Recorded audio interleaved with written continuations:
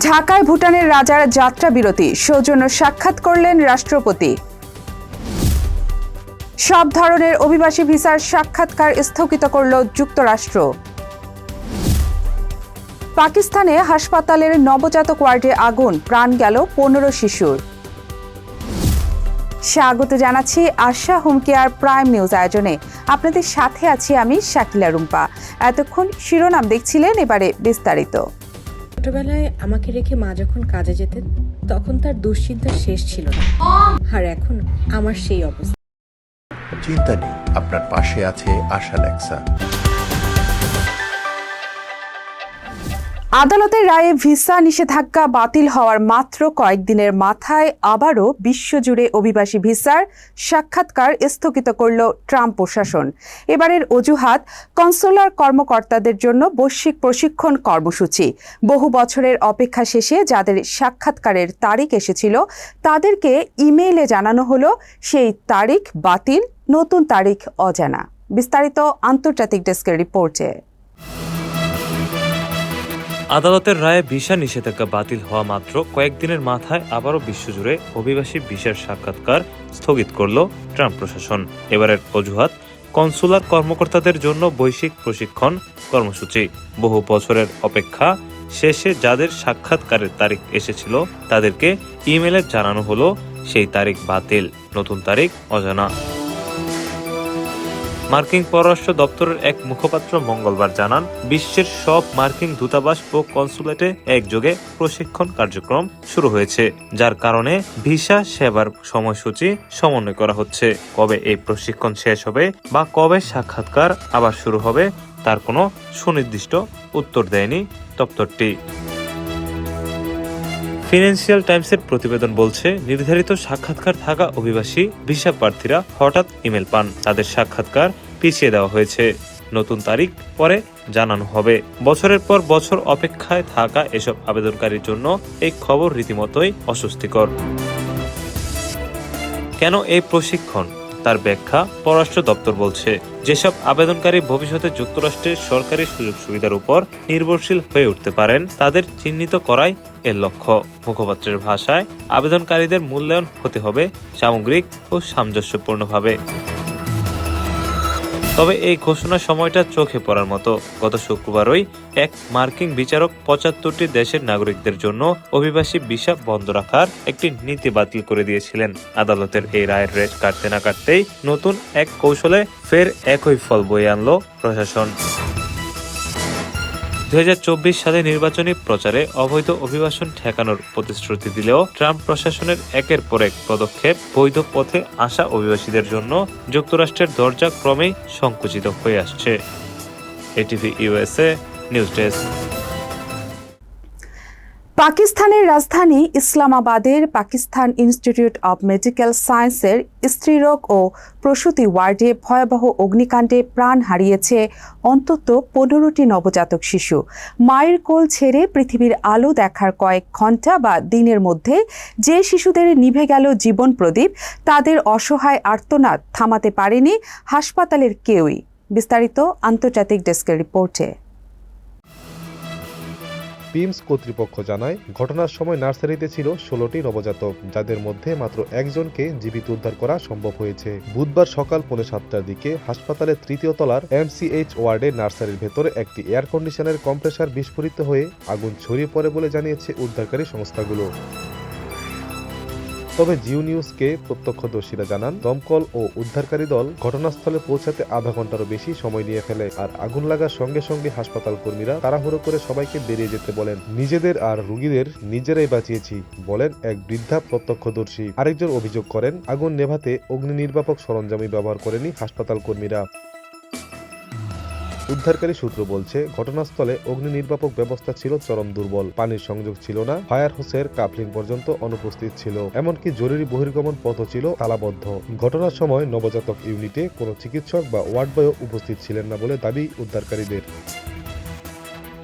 Parliament বিষয়ক মন্ত্রী তারিক ফজল চৌধুরী জানান, শর্ট সার্কিট থেকে এই আগুনের সূত্রপাত, আর বেশিরভাগ শিশুরই মৃত্যু হয়েছে শ্বাসরুদ্ধ হয়ে। তিনি বলেন, হাসপাতালের গ্যাস লাইন ও প্লাস্টিকের যন্ত্রপাতি এবং অক্সিজেন সরবরাহ আগুন দ্রুত ছড়িয়ে পড়তে সহায়তা করে। ঘটনার পর তাৎক্ষণিক তদন্তের নির্দেশ দেন প্রধানমন্ত্রী শেহবাজ শরীফ। দোষীদের বিরুদ্ধে কঠোর ব্যবস্থা নেওয়ারও নির্দেশ দেন তিনি। শিশুদের এই মৃত্যুকে অপূরণীয় ক্ষতি আখ্যা দিয়ে গভীর শোক প্রকাশ করেন প্রধানমন্ত্রী। পরে এক উচ্চ পর্যায়ের বৈঠকে সংশ্লিষ্ট কর্মকর্তাদের প্রতি তীব্র অসন্তোষ প্রকাশ করে ফেডারেল স্বাস্থ্য সচিব আসলাম ঘুরিকে সঙ্গে সঙ্গে বরখাস্তের নির্দেশ দেন তিনি। এই মর্মান্তিক ঘটনায় শোক প্রকাশ করেছেন পাকিস্তানের রাজনৈতিক নেতারাও। জাতীয় পরিষদের স্পিকার আয়াত সাদিক থেকে স্বরাষ্ট্রমন্ত্রী মোহসেন নাকভি, পাঞ্জাব ও সিন্ধু প্রদেশের মুখ্যমন্ত্রীরা সবাই শোকাহত পরিবারগুলোর পাশে থাকার বার্তা দিয়েছেন। ATV USA international desk. আমেরিকায় উন্নত ও নিরাপদ জীবনের স্বপ্ন নিয়ে পাড়ি জমানো হাজারো প্রবাসীর ভিড়ে একজন ছিলেন ৪৪ বছর বয়সী বাংলাদেশের Raju.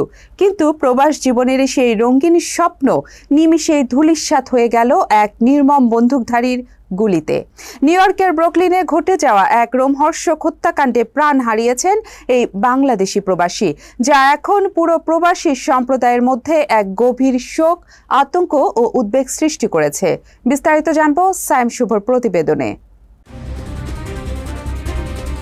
New York police department এনওয়াইপিডির সূত্রে জানা গেছে, গত ২৩ আগস্ট ব্রুকলিনের 842 রকওয়ে এভিনিউর একটি ভবনের ভেতর ৪৪ বছর বয়সী বাংলাদেশি রাজু নামের এক ব্যক্তিকে নির্মমভাবে গুলি করে হত্যা করা হয়। পুলিশ এই হত্যাকাণ্ডের প্রধান অভিযুক্ত হিসেবে হেসুস অ্যাকোস্টা নামের এক ব্যক্তিকে শনাক্ত করেছে। তদন্তকারী কর্মকর্তাদের মতে অভিযুক্ত এই বন্দুকধারী কেবল একটি হত্যাকাণ্ডে ক্ষান্ত থাকেনি। এর ঠিক দুদিন পর ২৫ আগস্ট ব্রঙ্কসের ১৪৩ ইস্ট ১৪৯ স্ট্রিটে আরও একটি ছিনতাইয়ের ঘটনা ঘটায়। সামাজিক যোগাযোগ মাধ্যমে অভিযুক্ত হেসুস অ্যাকোস্টের ছবি প্রকাশ করে সাধারণ মানুষের সাহায্য চেয়েছে এনওয়াইপিডি। যে কোনো তথ্যের জন্য পুলিশ প্রবাসীদের হটলাইন নাম্বার 1800577 অথবা সামাজিক যোগাযোগ মাধ্যম @NYPD-Tips এ যোগাযোগের অনুরোধ জানিয়েছে। নিউ ইয়র্কের মতো ব্যস্ত শহরে এভাবে একজন প্রবাসীকে জীবন দিতে হওয়া অত্যন্ত মর্মান্তিক। অপরাধীরা অপরাধ করে পার পেয়ে গেলে তা সমাজের অপরাধের মাত্রা আরও বাড়িয়ে দেয়। একটি তাজা প্রাণ এভাবে ঝরে যাওয়ার খবর ছড়িয়ে পড়তেই ব্রুকলিন ও ব্রঙ্কস সহ পুরো নিউ ইয়র্কের বাংলাদেশ ও প্রবাসী কমিউনিটিতে নেমে এসেছে শোকের ছায়া। স্থানীয় বাসিন্দারা ঘটনাটিতে তীব্র ক্ষোভ প্রকাশ করার পাশাপাশি দ্রুততম সময়ে অপরাধীর শাস্তি দাবি করেছেন। আইন শৃঙ্খলা রক্ষাকারী বাহিনীর প্রতি প্রবাসীদের আহ্বান, অবিলম্বে যেন এই ফেরারি ঘাতককে আইনের আওতায় এনে সর্বোচ্চ শাস্তি নিশ্চিত করা যায়। সাইম শুভ, এটিভি ইউএসএ, নিউ ইয়র্ক। এবার ছোট্ট একটা বিরতি নিচ্ছি, ফিরে এসে থাকছে বিনা খরচে ১০,০০০ কর্মীকে মালয়েশিয়ায় পাঠাবে সরকার, প্রবাসী কল্যাণ মন্ত্রী। ব্যস্ততার কারণে বাবা মার সঠিক যত্ন নিতে পারছিলাম না। তারপর সন্ধান পেলাম আশা হোম কেয়ারের। আশা হোম কেয়ার, ভালোবাসার পরশে প্রবীণদের পাশে।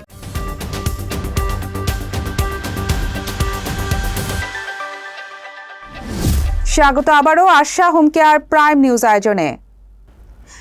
এত অন্যায় ও মানুষ হত্যার পরও আওয়ামী লীগ নেতাদের কোনো লজ্জা শরম নেই বলে মন্তব্য করেছেন চট্টগ্রাম ৯ আসন থেকে নির্বাচিত সংসদ সদস্য আবু সুফিয়ান। গত ২৪ আগস্ট সন্ধ্যায় যুক্তরাষ্ট্রের নিউ ইয়র্কে চট্টগ্রাম জাতীয়তাবাদী ফোরাম আয়োজিত এক সংবর্ধনা সভায় তিনি এ মন্তব্য করেন। অনুষ্ঠানে বক্তারা অভিযোগ করেন, আওয়ামী লীগ বাংলাদেশের গণতন্ত্র হত্যা ও বাকশাল কায়েম করেছিল। রাশেদ বাপ্পির রিপোর্ট। নেতা, চট্টগ্রামের গর্ব। যুক্তরাষ্ট্রের নিউ ইয়র্কে জ্যাকসন হেটসের একটি পার্টি হলে অনুষ্ঠিত সংবর্ধনা সভায় চট্টগ্রাম ৯ আসনের সংসদ সদস্য আবু সুফিয়ান বলেন, গত ১৭ বছর বাংলাদেশে একটি শ্বাসরুদ্ধকর পরিবেশ ছিল। ২০২৪ সালের ৫ আগস্ট ছাত্র জনতার অভ্যুত্থানে ক্ষমতা হারিয়ে তৎকালীন প্রধানমন্ত্রী শেখ হাসিনা ভারতে পালিয়ে যান এবং তার সাথে দুর্নীতিবাজ ও রাষ্ট্রীয় সম্পদ লুণ্ঠনকারীরাও বিদেশে পালিয়ে যায়। এদের মধ্যে কেউ কেউ আমেরিকায় অবস্থান করে এখনো নানা ধরনের হুমকি দিচ্ছে। এইসব কথাবার্তা বলতে পারতো না। এই যে দল যারা ১৭ বছর নয়, তারা আজকের এই বিগত ১৭ বছর তারা স্বাধীনতার পর থেকে বাংলাদেশের জনগণের বিরুদ্ধে, গণতন্ত্রের বিরুদ্ধে, স্বাধীনতা সার্বভৌমত্বের বিরুদ্ধে তারা তাদের কর্মকাণ্ড পরিচালনা করছে। সেই দলটা হচ্ছে আওয়ামী লীগ। তারাই তো বাংলাদেশের গণতন্ত্র হত্যা করে বাকশাল কায়েম করেছিল, সংবাদপত্রের স্বাধীনতা হরণ করেছিল, সংবাদপত্র বন্ধ করে দিয়েছিল, রাজনৈতিক দল নিষিদ্ধ করেছিল। ইভেন তারা যে দল করে আওয়ামী লীগ, সেই আওয়ামী লীগ পর্যন্ত তারা নিষিদ্ধ করেছিল। তার কন্যা শেখ মুজিবুর রহমান সাহেবের কন্যা শেখ হাসিনা তার পিতার কে আরো একটা ডিঙ্গিয়ে অলিখিত বাদশাহ বাংলাদেশে কায়েম করেছিল। মানুষের এই যে একজন স্বাধীন সার্বভৌম দেশের নাগরিকের যে ভোটাধিকার, সেই ভোটাধিকার তারা হরণ করেছিল। বাংলাদেশে নতুন প্রজন্ম ভোট কি জিনিস, নির্বাচন কি জিনিস সেটা ভুলে গিয়েছিল।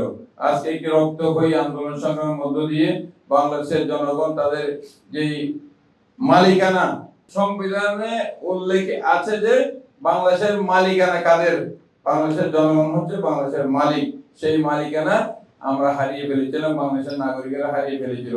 আন্দোলন সংগ্রামের মধ্য দিয়ে সেই মালিকানা আমরা ফিরে পেয়েছি। আমরা একটা অবাধ সুষ্ঠু নির্বাচনের মধ্য দিয়ে জনগণের সরকার আজকে প্রতিষ্ঠিত হয়েছে। আমাদের নেতা দেশনায়ক তারেক রহমান প্রধানমন্ত্রী হিসেবে দায়িত্ব নিয়ে আমরা সংসদ সদস্য হিসেবে নির্বাচিত হয়েছি। এখন আমরা জনগণের জন্য কাজ করে যাচ্ছি, কারণ জনগণের কাছে আমাদের দায়বদ্ধতা, জনগণের কাছে আমাদের জবাবদিহিতা রয়েছে। আমরা কাজে জনগণের কাছে আমাদেরকে আবার যেতে হবে। কাজে আমরা জনগণকে কিভাবে সুখী করা যায়, জনগণকে কিভাবে স্বস্তি দেওয়া যায়, বাংলাদেশের উন্নয়ন অগ্রগতি কিভাবে ত্বরান্বিত করা যায়, সে লক্ষ্যে আমরা কাজ করে যাচ্ছি। চট্টগ্রাম জাতীয়তাবাদী ফোরাম আয়োজিত এই সংবর্ধনা সভায় সভাপতিত্ব করেন বিএনপির জাতীয় নির্বাহী কমিটির সদস্য মিজানুর রহমান ভূঁইয়া মিল্টন এবং পরিচালনা করেন নিউ ইয়র্ক দক্ষিণ বিএনপির সাধারণ সম্পাদক বদিউল আলম। প্রধান বক্তা হিসেবে উপস্থিত ছিলেন বিএনপির জাতীয় নির্বাহী কমিটির অন্যতম সদস্য আব্দুল লতিফ সম্রাট এবং গেস্ট অব অনার হিসেবে বক্তব্য রাখেন বিএনপির জাতীয় নির্বাহী কমিটির সদস্য জিল্লুর রহমান জিল্লু। নেতা কিভাবে কর্মী বান্ধব হয় এটা একটু প্রমাণ দিব। রাত 12:30 আমি বাংলাদেশে গিয়ে ওনাকে ফোন করেছি, চট্টগ্রাম গিয়ে যে আমি চট্টগ্রামে এসেছি। রাত 12:30 আমাকে কল দিয়ে বলছে তুমি কই? আমি বললাম আমি বাসায়। বাসার নিচে নামো। বাসায় উনি নিচে গাড়ি নিয়ে আসছেন, আমাকে বলে গাড়িতে উঠো। আমি কই যাবেন? কোনো কোয়েশ্চেন করবো না। উনি প্রথমে গেলেন চট্টগ্রাম ইঞ্জিনিয়ারিং ইনস্টিটিউটে একটা বিয়েতে, ওটাতে গেলাম, বলে খাওয়া যাবে না, শুধু যাবা। গেছি সাথে ওনার সাথে ফটো সেশন করে, উনি সবার সাথে হ্যান্ডশেক ট্যান্ডশেক করে বলতে উঠো। আমি যে আমার বাসায় নামাতে কয় না, কাজ আছে। উনি নিয়ে গেলেন বাকলি, তার একটা ক্লাব আছে ক্যাবি, আমানালি রোডের ক্যাবি কি পার্টি হল, নতুন হয়েছে, আমি জানতাম না। ঠিক ওখানে রাত 1:30 তখন একজন, আমি গিয়েছি আমেরিকা থেকে, উনি আমাকে সময় কিভাবে দিচ্ছেন আপনারা চিন্তা করেন। উনি দিনের বেলায় কিংবা অন্য সময় আমাকে সময় দিতে পারবেন না বলে ওই সময়টা উনি আমাকে দিয়েছেন। আমি আমি এসে আমার ওয়াইফকে বললাম যে দেখো, তুমি এত রক্ত কই গেছো, আমি তো সুজন ভাই আসতে নিয়েছি, আমার যাইতে হবে। তো এটাই হচ্ছে নেতা। আজকে সুপ্রিয় ভাই সম্বন্ধে আমাদের কিছু পরবর্তী বক্তা বলছিলেন। সুপ্রিয় ভাই মন্ত্রী হিসেবে দিতে চান, চট্টগ্রাম 9 আসন যান, সেখানে মন্ত্রীটা দাঁড়িয়ে থাকে। যে বক্তব্য আমি ইলেকশনের পূর্ববর্তীতে একটা অনুষ্ঠানে উনি আমাকে আমন্ত্রণ করেছিলেন, সেখানে আমার কয়েকটা কথা বলে 2টা কথা ছিলেন ফুল অডিয়েন্সের মাধ্যমে। আমি বলেছিলাম আপনার একজন সৎ, যোগ্য, কর্মীবান্ধব নেতা, যে নেতার সামনে একজন শত্রুধারেরও সাথে সাথে সে কিন্তু একদম গলে যায়। ওনাকে দেখলেই যে মানুষ যে কতটুকু ভালোবাসে সেটা প্রমাণ আজকে আপনাকে দেখছেন। চট্টগ্রামের যে সংসদীয় আসন থেকে উনি নির্বাচিত হয়েছেন সর্বভোটে, সেটা উনি প্রমাণ দিয়েছেন। সভায় বক্তারা বলেন 5 আগস্টের পর অন্তর্বর্তীকালীন সরকারের নির্বাচনের মাধ্যমে বিএনপি ক্ষমতায় আসে এবং তারেক রহমান রাষ্ট্র পরিচালনার দায়িত্ব পান। গত 6 মাসে সরকার ইতিবাচক পরিবর্তনের রাজনীতি শুরু করেছে এবং ফ্যামিলি কার্ড, কৃষক কার্ড, ইমাম পুরোহিতদের সম্মানী সহ নানা সুবিধাজনক প্রকল্প চালু করেছে। আমি আপনাদের যারা আজকের এই আয়োজন করেছেন আপনাদেরকে কৃতজ্ঞতা জানাচ্ছি যে এই ধরনের একজন গুণী ব্যক্তিকে আপনারা সম্মানিত করছেন। আমরাও চেষ্টা করি যখনই আমাদের এলাকারও কোনো গুণী ব্যক্তি আসেন, চেষ্টা করি তাকে নিয়ে বসার সম্মানে। আমরা এই জন্য করি কারণ আমরা মনে করি যে ওনাদের রক্ত আর আমাদের রক্ত, ওনাদের ধমনীতে যে রক্ত আমাদের ধমনীতে যে রক্ত একই রক্ত। সেই রক্তের মধ্যে দেশপ্রেম, সেই রক্তের মধ্যে জাতীয়তাবাদ প্রবাহিত। কাজেই ওনারা যখন আসেন আমরা তাদেরকে সম্মানিত করে নিজেদেরকে আমরা সম্মানিত বোধ করি, আমরা নিজেরাই সম্মানিত বোধ করি। বক্তারা আরো বলেন প্রবাসী বান্ধব বিএনপি সরকারই প্রবাসীদের জন্য প্লট ও ফ্ল্যাটের ব্যবস্থা করেছিল এবং নিউ ইয়র্ক রুটে বিমান চালু করেছিল। অনুষ্ঠানে বিভিন্ন অঙ্গ সংগঠনের নেতাকর্মী ও প্রবাসীরা উপস্থিত থেকে প্রধান অতিথিকে ফুল দিয়ে অভিনন্দন জানান।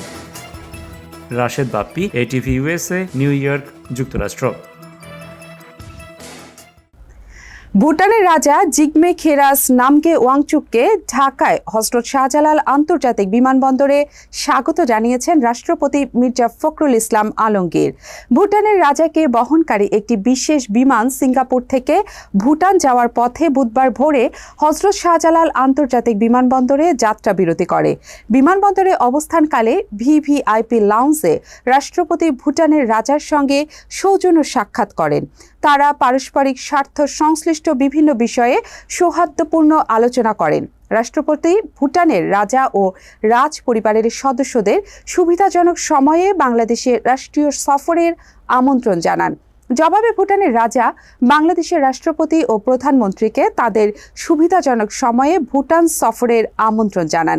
ভুটানের রাজা জিগমে খেরাস নামগে ওয়াংচুক রাষ্ট্রপতি হিসাবে দায়িত্ব গ্রহণের জন্য মির্জা ফখরুল ইসলাম আলমগীরকে আন্তরিক অভিনন্দন ও শুভকামনা জানান। রাষ্ট্রপতি বাংলাদেশের জনগণ ও সরকারের পক্ষ থেকে ভুটানের রাজা ও রাজ পরিবারের সদস্যদের প্রতি উষ্ণ শুভেচ্ছা জানান। রংপুরে একই পরিবারে 4 সদস্যকে হত্যার ঘটনা সহ সাম্প্রতিক আলোচিত অপরাধের সঙ্গে জড়িতদের অত্যন্ত দ্রুততার সঙ্গে আইনের আওতায় আনা হয়েছে বলে দাবি করেছেন স্বরাষ্ট্রমন্ত্রী সালাউদ্দিন আহমদ। বুধবার রাজধানীর নয়াপল্টনে পবিত্র ঈদে মিলাদুন্নবী উপলক্ষে বিএনপি আয়োজিত এক আলোচনা সভা ও দোয়া মাহফিলে প্রধান অতিথির বক্তব্যে তিনি এসব কথা বলেন। মন্ত্রী বলেন, বর্তমান সরকার দায়িত্ব নেওয়ার পর সংঘটিত কোনো অপরাধের আসামিরা পার পায়নি, বরং পুলিশ অত্যন্ত যৌক্তিক সময় ও তৎপরতার মধ্যে অভিযুক্তদের গ্রেপ্তার করতে সক্ষম হয়েছে। বক্তব্যে স্বরাষ্ট্রমন্ত্রী সরকারের আইন শৃঙ্খলা রক্ষাকারী বাহিনীর সাফল্য ও অর্জনের চিত্র তুলে ধরেন। তিনি বলেন, বর্তমান সরকার দায়িত্ব গ্রহণের পর 6 মাস অতিবাহিত হয়েছে। এই সময়ের মধ্যে দেশে এমন কোনো অপরাধ সংঘটিত হয়নি যার সঙ্গে জড়িতদের পুলিশ দ্রুততম সময়ে গ্রেপ্তার করতে পারেনি। একটি ঘটনাও এর ব্যতিক্রম নয়, আর এটাই বর্তমান সরকারের অন্যতম বড় কৃতিত্ব। রংপুরের মর্মান্তিক হত্যাকাণ্ডের ঘটনাটি উল্লেখ করে সালাউদ্দিন আহমদ বলেন, আলোড়ন সৃষ্টিকারী ওই ঘটনাটি ঘটার পরপরই আইনশৃঙ্খলা বাহিনী রাতভর অভিযান চালিয়ে মূল অভিযুক্তদের গ্রেপ্তার করেছে। অপরাধ সংঘটিত হওয়ার অল্প সময়ের মধ্যেই তাদের বিচারের আওতায় আনা নিশ্চিত করা হয়েছে। সরকারিভাবে কোনো খরচ ছাড়াই 10,000 কর্মীকে মালয়েশিয়ায় পাঠানোর উদ্যোগ নেওয়া হয়েছে বলে জানিয়েছেন প্রবাসী কল্যাণ ও বৈদেশিক কর্মসংস্থান মন্ত্রী আরিফুল হক চৌধুরী। নিরাপদ অভিবাসন ও অবৈধভাবে বিদেশ যাত্রা ঠেকাতে গতকাল সুনামগঞ্জ জেলা প্রশাসকের সম্মেলন কক্ষে আয়োজিত এক মতবিনিময় সভায় তিনি কথা বলেন। বিদেশে যাওয়ার আগে কর্মীদের প্রয়োজনীয় প্রশিক্ষণ ও ভাষাগত দক্ষতা অর্জনের ওপর গুরুত্ব দেন মন্ত্রী। তিনি বলেন, বিদেশে কর্মী পাঠানোর পাশাপাশি তাদের দক্ষ করে গড়ে তোলাও জরুরি। এ লক্ষ্যে সুনামগঞ্জের 5টি নির্বাচনী এলাকায় 5টি প্রশিক্ষণ কেন্দ্র স্থাপনের পরিকল্পনা রয়েছে। এসব কেন্দ্রে প্রশিক্ষক ও প্রশিক্ষণার্থী নিশ্চিত করতে জনপ্রতিনিধি এবং প্রশাসককে সমন্বিতভাবে কাজ করতে হবে। বিদেশগামীদের ভাষাগত দক্ষতা বাড়ানোর ওপর জোর দিয়ে তিনি বলেন, ইংরেজি, আরবি, জাপানি, চীনা ও কোরিয়ান ভাষায় প্রশিক্ষণ নিতে হবে। প্রয়োজনীয় দক্ষতা অর্জনের পর কর্মীদের বৈধ প্রক্রিয়ায় বিদেশ যাওয়ার আহ্বান জানান তিনি। আবারও একটা বিরতি নিচ্ছি, ফিরে এসে থাকছে ভারত সিরিজ নিয়ে ধোঁয়াশার মাঝে আফগানিস্তান সিরিজের সূচি চূড়ান্ত।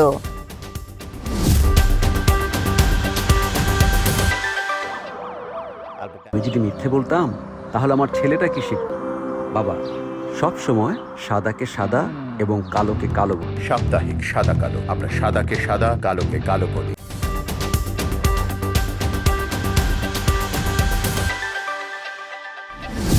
ফিরে এলাম আশা হোম কেয়ার প্রাইম নিউজে। এবার খেলার খবর।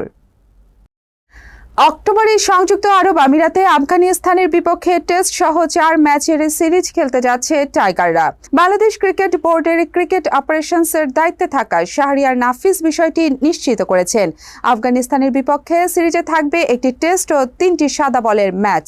তবে সাদা বলের 3 ম্যাচের সূচি ও ফরম্যাট নির্ধারণ করবে স্বাগতিক আফগানিস্তান। অথচ সূচি অনুযায়ী 28 আগস্ট বাংলাদেশে আসার কথা ছিল ভারতের, কিন্তু দুই দেশের ক্রিকেট বোর্ড এখনও সিরিজ নিয়ে আলোচনায় রয়েছে। বিসিবি সভাপতি তামিম ইকবালুর সম্প্রতি ইঙ্গিত দিয়েছেন নির্ধারিত সূচিতে পরিবর্তন আসতে পারে। অবস্থা দৃষ্টিতে ভারত সিরিজের ভাগ্য এখনও ঝুলে থাকলেও বাংলাদেশের সামনে অক্টোবর থেকে ব্যস্ত ক্রিকেট মৌসুম অপেক্ষা করছে। শেষ করার আগে থাকছে বিনোদনের খবর। দীর্ঘ 19 বছর পর নিজের ট্রেডমার্ক ফ্র্যাঞ্চাইজিতে ফিরে আবারও বক্স অফিসে দাপট দেখালেন বলিউড তারকা ইমরান হাশমি। মুক্তির মাত্র 10 দিনেই তার নতুন সিনেমা আওয়ারাপান 2 বিশ্বজুড়ে 192 কোটি 80 লাখ রুপি আয় করে 200 কোটির অভিজাত ক্লাবে ঢোকার খুব কাছাকাছি পৌঁছে গেছে।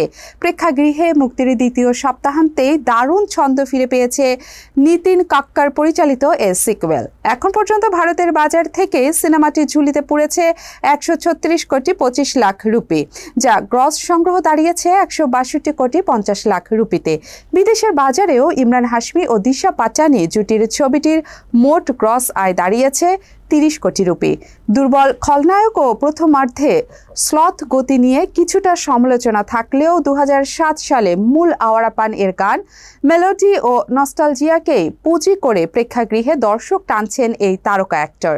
চলতি 2026 সালের অন্যতম আলোচিত হিন্দি ছবি হিসেবে সানি দেওলের বাটোয়ারা 1947 এর সঙ্গে শক্ত টেক্কা দিয়ে বক্স অফিস লড়াইয়ে রীতিমতো চালকের আসনেই বসেছেন ইমরান। বাণিজ্য বিশ্লেষকদের মতে 200 কোটির মাইল ফলক স্পর্শ করতে সিনেমাটির প্রয়োজন আর মাত্র 7 কোটি 20 লাখ রুপি।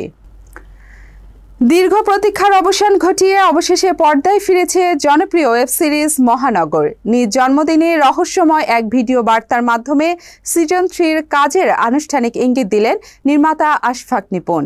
বুধবার নিজের জন্মদিনে ফেসবুকে পোস্ট করা এক ভিডিওতে ভক্তদের ধন্যবাদ জানানোর পাশাপাশি চিত্রনাট্য লেখার ব্যস্ততার কথা জানান নিপুণ। একই সাথে ভিডিওতে মহানগরের পরিচিত সিগনেচার টিউন গেয়ে শুনিয়ে সিজন 3 আসার বিষয়টি নিশ্চিত করেন এই নির্মাতা। 2021 সালে মুক্তি পাওয়া প্রথম সিজন এবং 2 বছর পর আসা দ্বিতীয় সিজনের তুমুল জনপ্রিয়তার পর প্রায় 3 বছর ধরে দর্শক মুখিয়েছিলেন তৃতীয় পর্বের জন্য। বাজেট সংকটের গুঞ্জনে মাঝে কাজ আটকে থাকার কথা শোনা গেলেও সব জল্পনা মিটিয়ে আবারও ওসি হারুন চরিত্রে পর্দা মাতাতে প্রস্তুত মোশাররফ করিম। গুঞ্জন রয়েছে ওপার বাংলা জনপ্রিয় অভিনেতা অনির্বাণ ভট্টাচার্যকেও দেখা যেতে পারে নতুন এই সিজনে। তবে সিরিজটির শুটিং শুরু ও মুক্তির নির্দিষ্ট তারিখ সম্পর্কে এখনও কিছু জানায়নি নির্মাতা। আশা হোম কেয়ার প্রাইম নিউজ শেষ করার আগে শিরোনামগুলো আরও একবার। ঢাকায় ভুটানের রাজার যাত্রা বিরতি, সৌজন্য সাক্ষাৎ করলেন রাষ্ট্রপতি। সব ধরনের অভিবাসী ভিসার সাক্ষাৎকার স্থগিত করল যুক্তরাষ্ট্র। পাকিস্তানে হাসপাতালের নবজাতক ওয়ার্ডে আগুন, প্রাণ গেল 15 শিশুর। এতক্ষণ আশা হোম কেয়ার প্রাইম নিউজ আয়োজনে আমাদের সাথে থাকার জন্য ধন্যবাদ। এটিভি ইউএসএ দেখতে ডাউনলোড করুন অ্যাপ, চোখ রাখুন এটিভি ইউএস এর ফেসবুক পেজ ও ইউটিউব চ্যানেলে। থাকুন এটিভি ইউএস এর সাথে, থাকুন সংবাদে, সংস্কৃতিতে, বিশ্বজুড়ে বাঙালিয়ানায়।